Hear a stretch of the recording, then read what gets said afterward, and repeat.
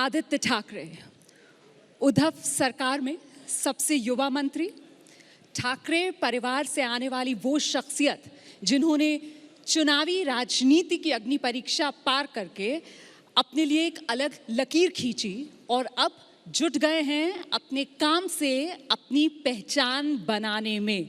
जोरदार तालियां एक बार आदित्य ठाकरे के लिए। बहुत स्वागत एबीपी नेटवर्क के आइडियाज ऑफ इंडिया समिट में आने के लिए। Thank you. और आपका भी स्वागत मुंबई में, महाराष्ट्र में। Thank you so much. और हम आशा करते हैं कि आप आते रहेंगे, एबीपी भी महाराष्ट्र में, मुंबई में, अलग अलग जगहों पे ऐसे कॉन्क्लेव्स करते रहें। आइडियाज़ ऑफ इंडिया यहीं से बनते आए हैं। ऑफ कोर्स देश पिछले 75 साल में अगर आप पूरा इतिहास देखें तो अलग अलग जगह से आइडियाज़ तो आती रहे, लेकिन सारी जो बड़ी आइडियाज़ है वो मुंबई से आई है। तो वेलकम टू मुंबई। और बहुत शुक्रिया आपके इस न्योते के लिए। Thank you so much.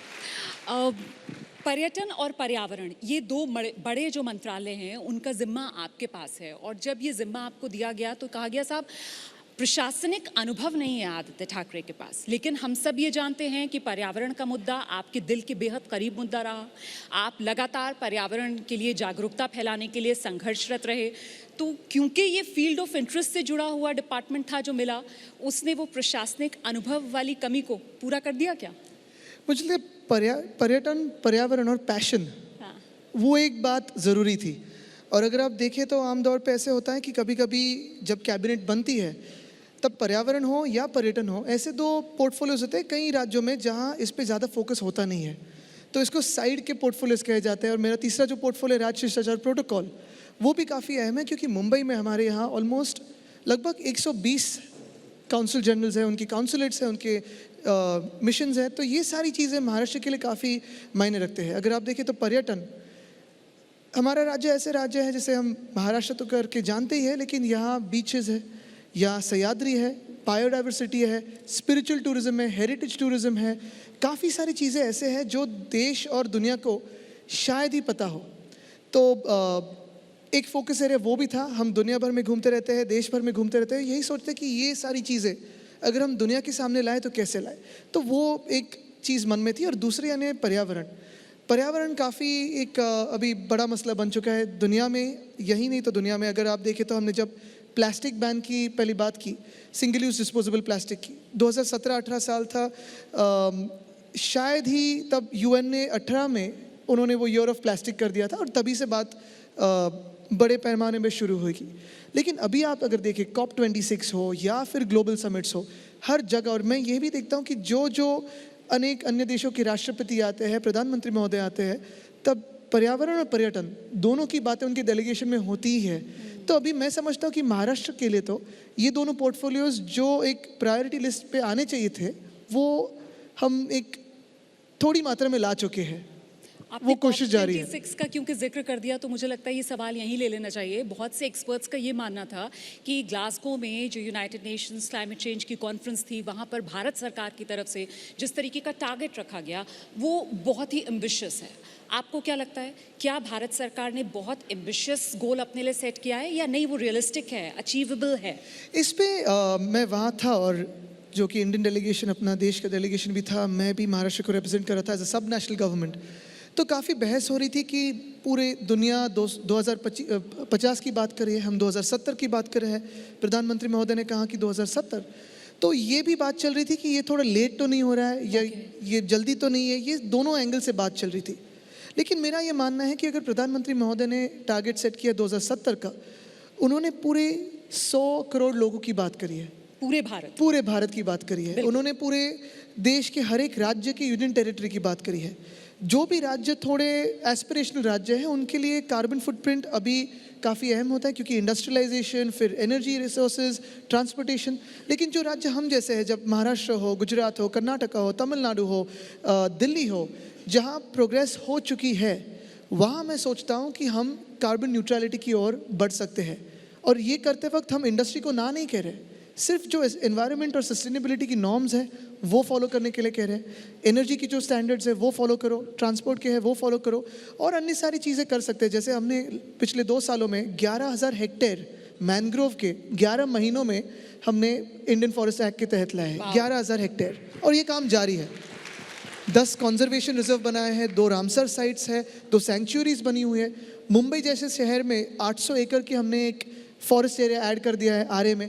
तो ये सारी चीज़ें होती रहती है, लेकिन ये मैं सोचता हूँ कि अगर प्रधानमंत्री महोदय ने 2070 कहा है, हम जैसे जो राज्य है उन्होंने शायद 2050 तक 50 ये एम करना चाहिए। बिल्कुल, महाराष्ट्र मुंबई के लिए आपने 2050 तक बीएमसी ने अनाउंस भी किया है कि वो 2050 के लिए एम लेकर चले हैं। 2.25 साल के करीब हो गया है आपको पर्यावरण अभी मंत्रालय। शायद एडमिनिस्ट्रेटिव एक्सपीरियंस थोड़ा थोड़ा आ चुका है।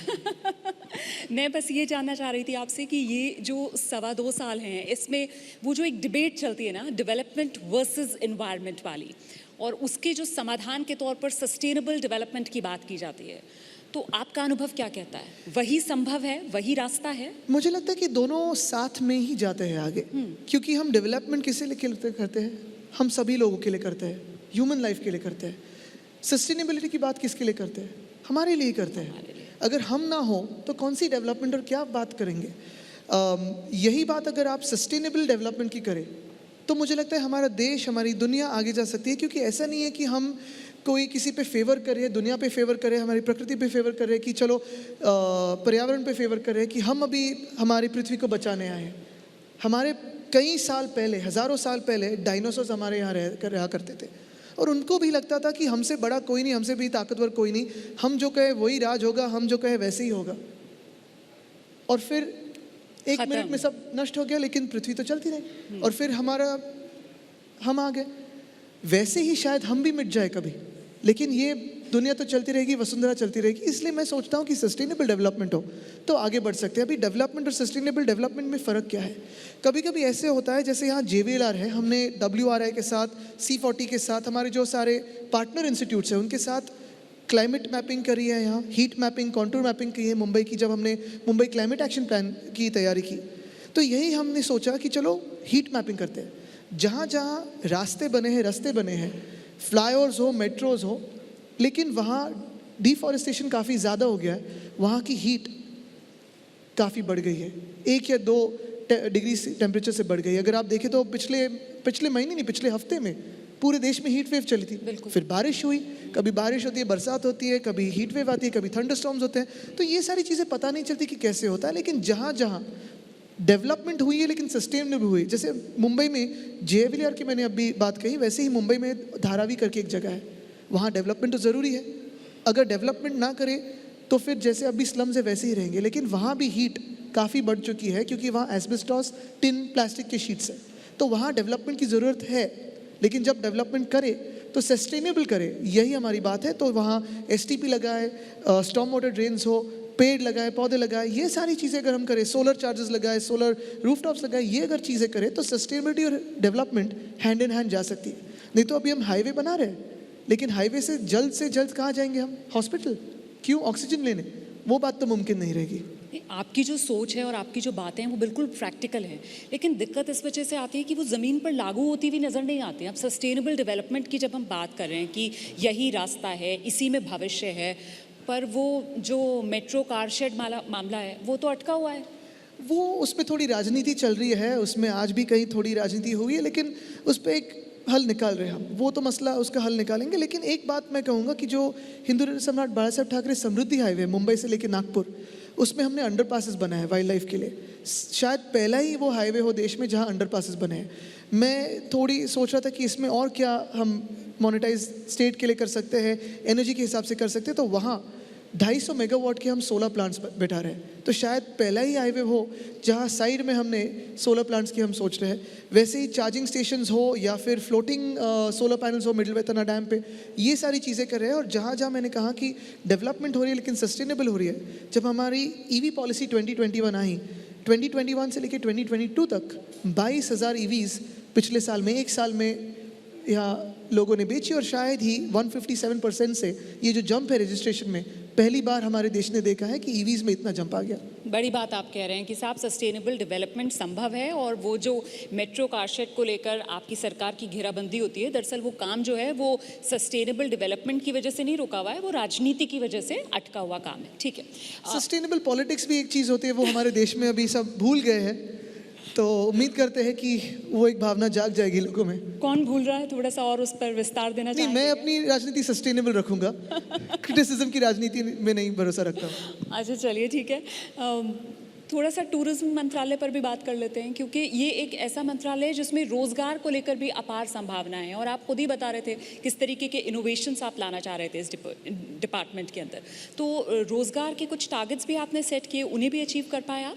बिल्कुल, देखिए ये जब हम बात करते हैं पर्यावरण या पर्यटन की, और जब हम बात करते हैं आइडियाज़ ऑफ इंडिया की, और then the idea of India, because काफ़ी सारे आइडियाज़ हैं जो इंडिया को बनाते हैं, हमारे भारत को बनाते हैं, लेकिन सबसे अहम चीज़ हमारे देश में अगर आप देखें तो हर एक युवा से पूछे तो रोज़गार की बात पहले आती है। जो हम पढ़ाई कर रहे हैं, जो हमारी एजुकेशन सिस्टम है, उसमें तो रिफॉर्म्स लाने ज़रूरी है, लेकिन जो अभी की एजुकेशन सिस्टम है और शायद थोड़े फार जो चेंजेस आए हैं उसमें फिर आगे जाते वक्त कोविड के बाद अगर दो स्पंज सेक्टर्स हैं जो हमारे यहाँ एम्प्लॉयमेंट बढ़ा सकते हैं, वो है पर्यावरण और पर्यटन।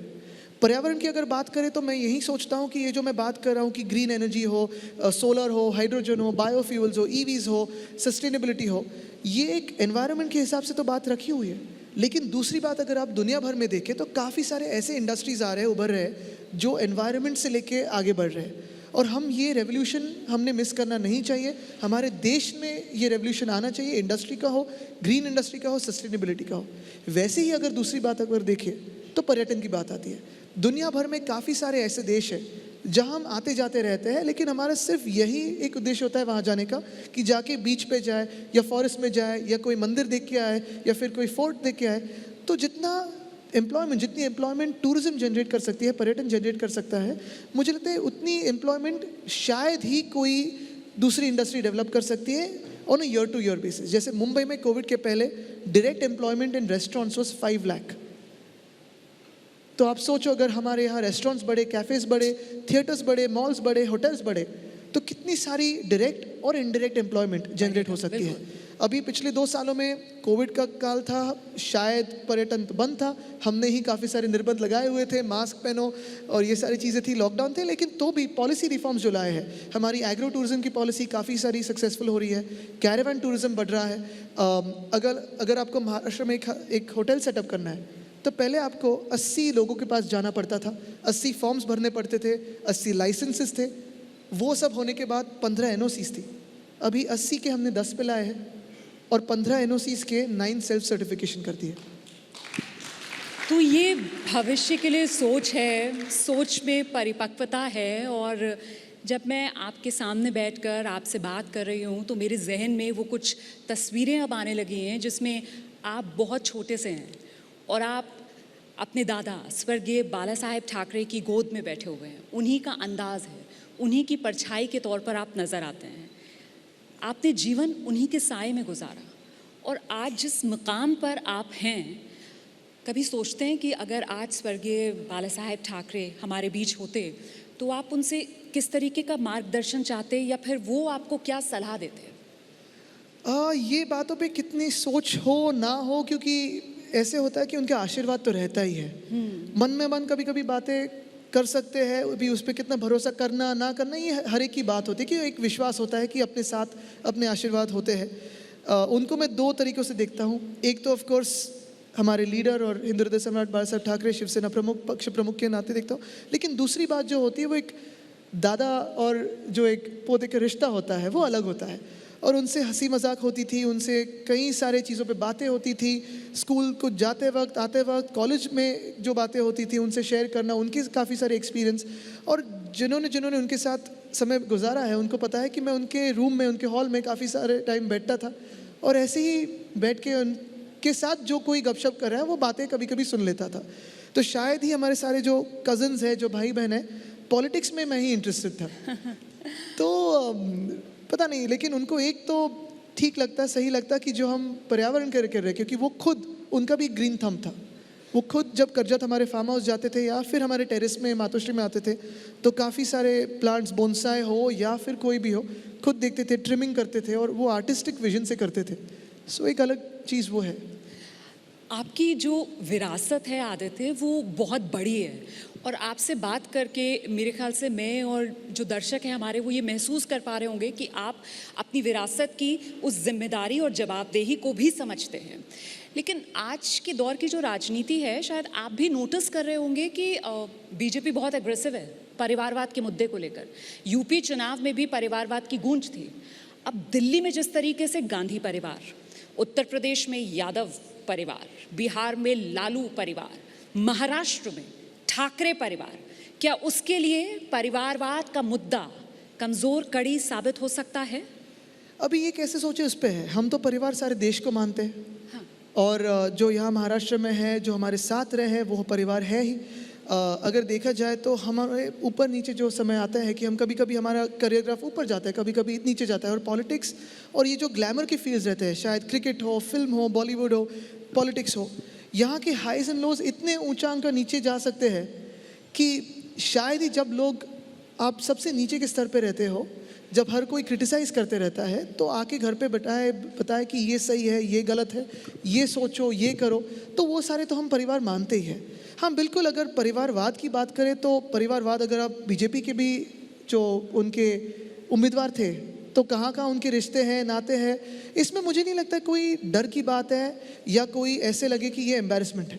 अगर हमारे ही परिवार की बात करें, ठाकरे परिवार की बात करें, तो मेरे दादाजी को पहचानते हो, मेरे पिताजी जो अभी मुख्यमंत्री जी है उनको है, लेकिन मेरे जो परदादा थे प्रबोधनकार ठाकरे, वो भी सोशल रिफॉर्मर थे। अगर आप उनकी बातें करें, अगर उनकी किताबें पढ़े, तो उनके टाइम के जो सोशल रिफॉर्म्स थे, फिर टचेबिलिटी अनटचेबिलिटी पे उन्होंने काफ़ी सारा काम किया है, चाइल्ड मैरिज हो, ये सारी चीज़ों पे उन्होंने बहुत सारा काम किया है। तो अगर आप देखें तो ये हमारी चौथी जनरेशन है जो सोशल सर्विस में है। जो पॉलिटिक्स या सोशल सर्विस ये कैसे देखते हैं, ये अपने हर एक के नज़ारे पे होता है, लेकिन मुझे तो काफ़ी गर्व है कि ये चौथी हमारी जनरेशन है।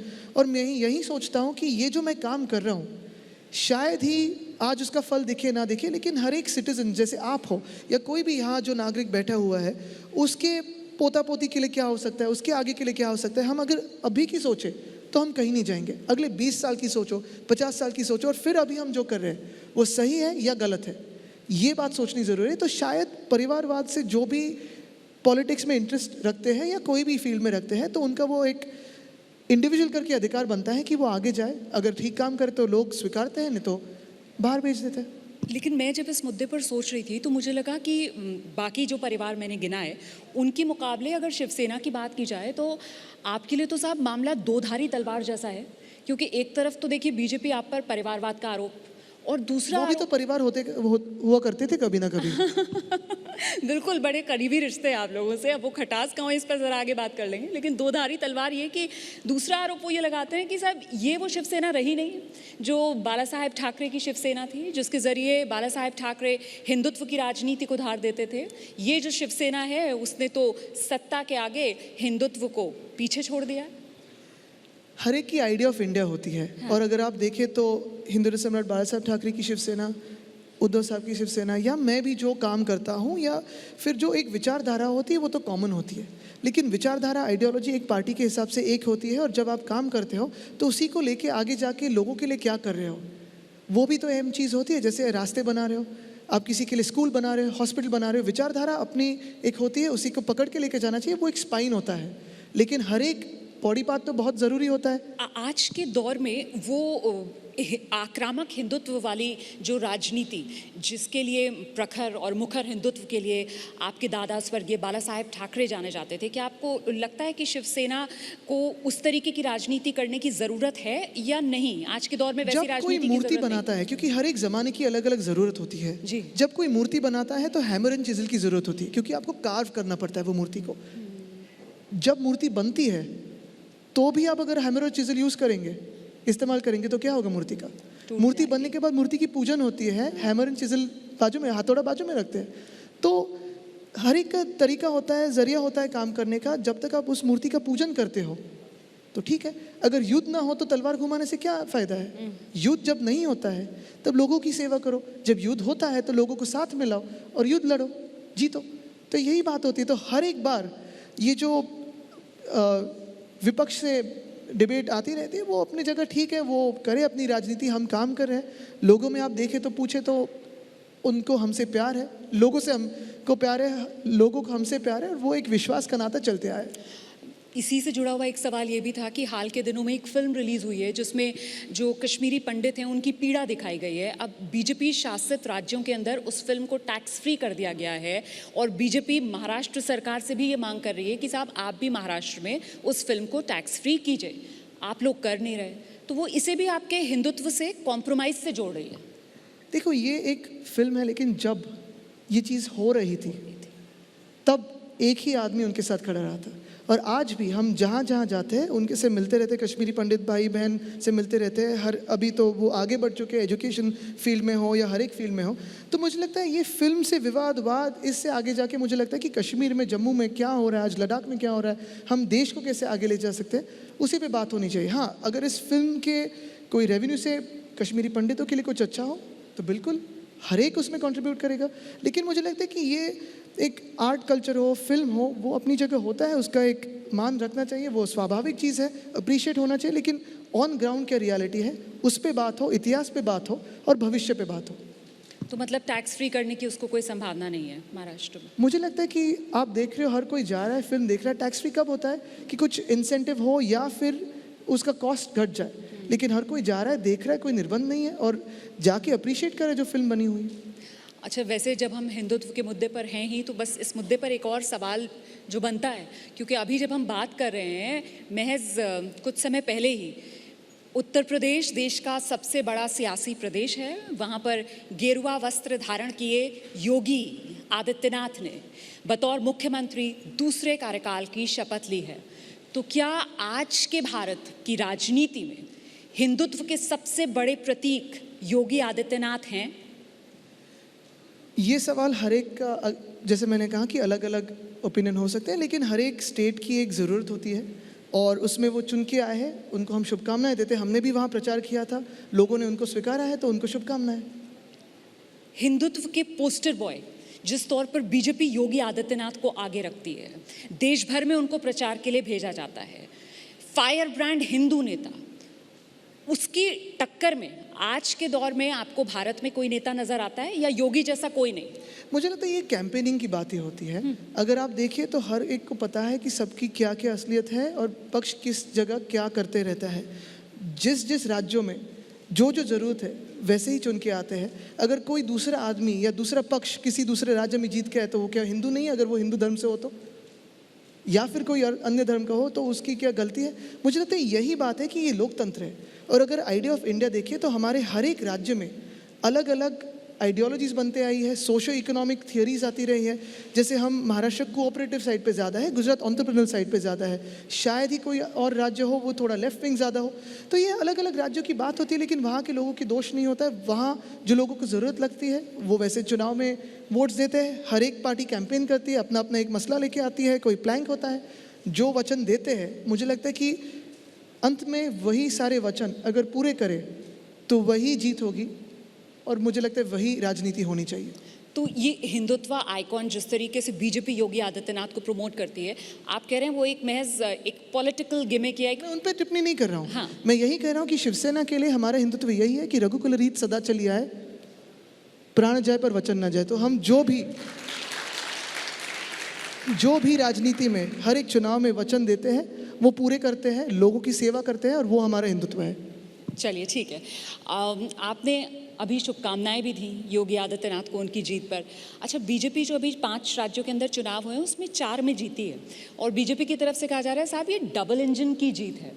अब ऐसे में आइडियाज़ ऑफ इंडिया समिट में जब हम चर्चा कर रहे हैं तो 7 दशक पहले जब संविधान निर्माताओं ने जिस सोच के साथ शुरुआत की थी कि राज्य सहयोग करेंगे केंद्र का भारत के निर्माण के लिए, और केंद्र भी सहयोग करे राज्यों का। हाँ, कोऑपरेटिव फेडरलिज्म का जिक्र था। लेकिन यहाँ जब महाराष्ट्र में हम बैठे हुए हैं तो यहाँ तो सबसे ज़्यादा कन्फ्लिक्टिंग फेडरलिज्म नज़र आता है। ऐसा क्यों है? ये शायद गलत स्तर पे आप प्रश्न पूछ रहे हैं। शायद दिल्ली में जब आपकी कॉन्क्लेव हो तब आप पूछ सकेंगे। लेकिन एक चीज़ मैं यही कहूँगा कि कोविड के टाइम पे जो भी कोऑपरेशन ज़रूरी था वो मिला। अच्छा। और हाँ, कहीं एक दो चीज़ें ऐसी थी जैसे ऑक्सीजन का था या कोई एक दो चीज़ें थी, वहाँ थोड़े नोक-झोंक होते रहते हैं और वो राजनीतिक नहीं है, वो एक पॉलिसी या एडमिनिस्ट्रेशन के होते रहते हैं। वो होना भी चाहिए क्योंकि यानी ऑक्सीजन के बारे में नहीं, महामारी में लेकिन पूरा सहयोग मिला। पूरा महामारी में हर एक राज्य का, ऐसे नहीं था कि सिर्फ केंद्र और राज्य, हमें उड़ीसा ने भी हेल्प की, हमने किसी की हेल्प की, तो ये किसने किसकी हेल्प की ये ठीक नहीं रहेगा बताना, क्योंकि ये किसी पे कोई फेवर नहीं था, ये हर एक कोई दुनिया में हर एक की हेल्प कर रहा था। जब बात आती है कोऑपरेटिव फेडरलिज्म की पॉलिटिकल टाइम पे, जैसे अभी ये मसला हो कार शेड का हो या काफ़ी सारी चीज़ें हो, उसमें थोड़ा अगर कोऑपरेटिव फेडरलिज्म राजनीति अलग रख के एडमिनिस्ट्रेशन चलाया जाए तो मुझे लगता है और बेहतर हो सकता है। अच्छा, अगर मैं गलत नहीं हूँ तो आप तो शायद फुटबॉल के भी शौकीन हैं। मैं फुटबॉल देखता हूँ, क्रिकेट खेलता हूँ।